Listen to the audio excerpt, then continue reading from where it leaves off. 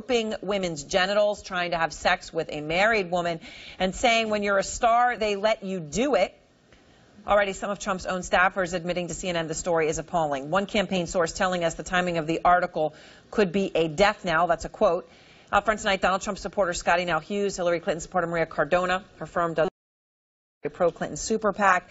New York Times political correspondent Patrick Healy and Washington Post political reporter Philip Bump. Okay, thanks to all. Scotty, you're the first female, Trump surrogate to come out and speak since this happened. I don't know if you just heard the reporting a moment ago. Dana Bash was saying, a top GOP person who supported Donald Trump said, I don't know how any woman in America can vote for Donald Trump now. This is someone who supports him. What about you? Well, those words are horrendous. They're dreadful. They're appalling. They're foul. But I will say this, the words of Donald Trump for 11 years ago are bad, but they're not near as bad as the actions of Hillary Clinton since she's been in office. There are 4 soldiers in Benghazi right now that are not with us right now because of Hillary Clinton's actions and could care less about Donald Trump's So, Scotty, work. I understand what you're trying to do, and you're trying to do your job, right? You're trying to turn this to Hillary Clinton. But I do just have to ask you, has anything changed for you when you hear this about Donald Trump? You have come out here for over a year. You have defended him. Is it different this time? Absolutely. No, well, no, the word I've always said, I don't agree with some of the language he used, but what this did to me, personally, it proved to me that Mr. Trump has not always wanted to run for office. His entire life has not been to get elected and say things to pander to people to get elected. He was not running for office at this time. He was a part of a world that produces movies and books and songs that use this type of language that I guarantee every single one of us has heard before tonight. And yet, and now he is running for president, but it just shows that he is only running for president for one reason only, because he has problems. He knows that this country has problems that he doesn't believe anybody else can fix. He wasn't a politician. He didn't want this office, but he knows that America's in so much trouble, he needs to help. So, Scotty, I want to play for you part of this tape, a brief part, and I'll explain to you specifically why in just a moment, but let me just play something he said in this tape about Tic Tacs and kissing a woman. Here is Donald Trump.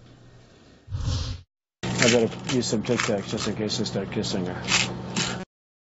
I'm automatically attracted to beautiful. I just start kissing them. It's like a magnet. You just kiss. I don't even wait. And when you're a star, they let you do it. You can do anything. So, Scotty, I know a woman who heard that line today. It stopped her in her tracks. I have known this woman for years.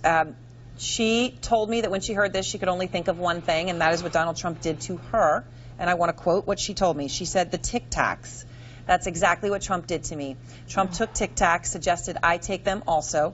He then leaned in, I'm reading this, catching me off guard, and kissed me almost on the lips. I was really freaked out. After, Trump asked me to come into his office alone. I figured I could handle myself.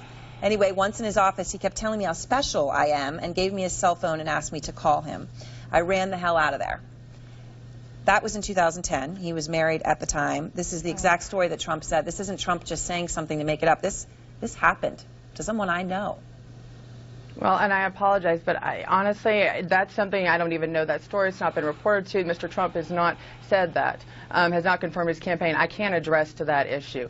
I don't think it's any surprise back to the audio tapes from 11 years ago that Mr. Trump has liked beautiful women. Like I said, he lived in that world. That was his world, celebrity. We see that all the time in movies. Doesn't excuse it, but if we're going to hold him accountable for the words he said 11 years ago, then we need to hold Hollywood celebrities accountable for their actions today and not allow them to be on the screen saying the same words. I'm reporting that story right now. It's someone I know. It happened. The implication, this is just one person, of course, but when he told that story, is that he did this to a lot of people. He wasn't kidding when he said, I do. He gave her a Tic Tac. He tried to kiss her. This was in 2010. If these kinds of things start surfacing, does this change anything for you? Well, did it change for Bill Clinton when he ran for office? I mean, he had 17 women that claimed rape, claimed sexual assault, claimed affairs with him, and that didn't change. In fact, if Hillary Clinton would have been honest at the time, as she was to her friend Linda, he has problems in this area because he didn't have a dad in his life and would have been honest, maybe we would not have had a 19-year-old in the Oval Office in a blue dress and a cigar. So if we're going to look at the background and start holding him accountable. But what we saw today was Mr. Trump apologized. He said this was wrong. He said he did not agree, that he would not do this. It shows that he is actually evolving. Maria. Aaron, I really do feel for my colleague Scotty, my colleague Corey, and all of the Trump supporters who have to now come on and really defend the indefensible. And we've always said that what he has done up until now, and even not counting this, has been indefensible. The problem with this is that Trump supporters love to say that he's running for office and people support him because he speaks from the heart. Yes, that is exactly right. He does speak from the heart, and that is what should scare everybody to our core. We have heard him now, what is in his heart, what is deeply in his heart, what he talks about when he thinks the microphones are not hearing him. And as a mother, as an immigrant, as a Latina, when I heard this story, you know, Democratic strategist and Hillary Clinton supporter aside, it made me nauseous, Aaron. It made me nauseous. It made me want to go home and cling to my 9-year-old daughter with the thought that this is a man who, by the way, is now an irredeemable pervert, a predator, who is seeking the Oval Office, who wants to be our commander-in-chief and represent this country around the world, who will be somebody who supposedly should be a role model and somebody that our children look up to. God forbid